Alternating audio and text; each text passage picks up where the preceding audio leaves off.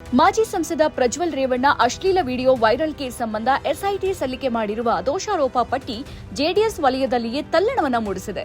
Pen drive ಹಂಚಿದ ಕೇಸ್ನ ಆರೋಪಿಗಳ ಪಟ್ಟಿಯಲ್ಲಿ ಬಿಜೆಪಿ, ಕಾಂಗ್ರೆಸ್ ಜೊತೆ ಜೆಡಿಎಸ್ ಕಾರ್ಯಕರ್ತರನ್ನು ಕೂಡ ಎಸ್ಐಟಿ ಆರೋಪಿಗಳಾಗಿಸಿರೋದು ನಾಯಕರಿಗೆ ಅಚ್ಚರಿಗೆ ಕಾರಣವಾಗಿದೆ. ಚಾರ್ಜ್ ಶೀಟ್ನಲ್ಲಿ ಶಾಸಕ ಸ್ವರೂಪ್ ಚಿಕ್ಕಪ್ಪ ಹರ್ಷ ಅವರ ಪುತ್ರ ರೇವಂತ್ ಸ್ನೇಹಿತ ತೇಜಸ್, ಭವಾನಿ ರೇವಣ್ಣ ಆಪ್ತ ಎನ್ಸಿ ಹರೀಶ್, ಜೆಡಿಎಸ್ ಕಾರ್ಯಕರ್ತ ಭುವನಹಳ್ಳಿ ಮಂಜು ಅಲಿಯಾಸ್ ವಸಂತಕುಮಾರ್, ಬಾಲಸುಬ್ರಹ್ಮಣ್ಯ, ಜಯಸೂರ್ಯ ಸೇರಿ 7ಕ್ಕೂ ಹೆಚ್ಚು ಜನರ ಹೆಸರಿದೆ.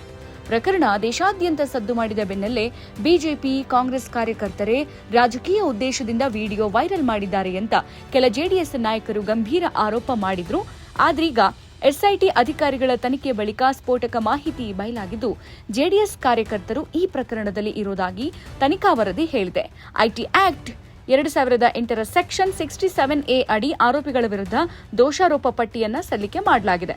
ಇನ್ನು ಚಾರ್ಜ್ ಶೀಟ್ನಲ್ಲಿ ಜೆಡಿಎಸ್ ಕಾರ್ಯಕರ್ತರ ಹೆಸರು ಉಲ್ಲೇಖ ವಿಚಾರ ಸಂಬಂಧ ಈಗ ದೂರನ್ನ ಕೊಡಲಾಗಿದ್ದು, ಆರೋಪಿಗಳು ಯಾವ ಪಕ್ಷದವರು ಎಂಬುದು ಮುಖ್ಯವಲ್ಲ. ಚಾರ್ಜ್ ಶೀಟ್ ಪ್ರತಿ ಇನ್ನೂ ನಮ್ಮ ಕೈಗೆ ಸಿಕ್ಕಿಲ್ಲ.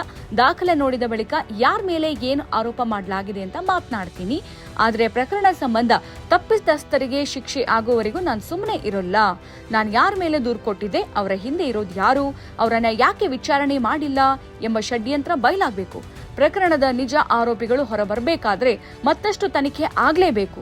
ಜೆಡಿಎಸ್ ನಾಯಕರ ಬಾಯಿ ಮುಚ್ಚಿಸುವ ಸಲುವಾಗಿ ಕೆಲ ಜೆಡಿಎಸ್ ಕಾರ್ಯಕರ್ತರ ಹೆಸರನ್ನ ಆರೋಪಿಗಳ ಪಟ್ಟಿಯಲ್ಲಿ ಸೇರಿಸಲಾಗಿದೆಯಾ ಎನ್ನುವ ಅನುಮಾನ ಈಗ ನಮ್ಮನ್ನ ಕಾಡ್ತಾ ಇದೆ ಅಂತ ಹೇಳಿ ಸದ್ಯಕ್ಕೆ ಇಲ್ಲಿ ಕಾರ್ಯಕರ್ತರು ಚಾರ್ಜ್ ಶೀಟ್ನಲ್ಲಿ ಉಲ್ಲೇಖಿಸಿದ್ದಾರೆ.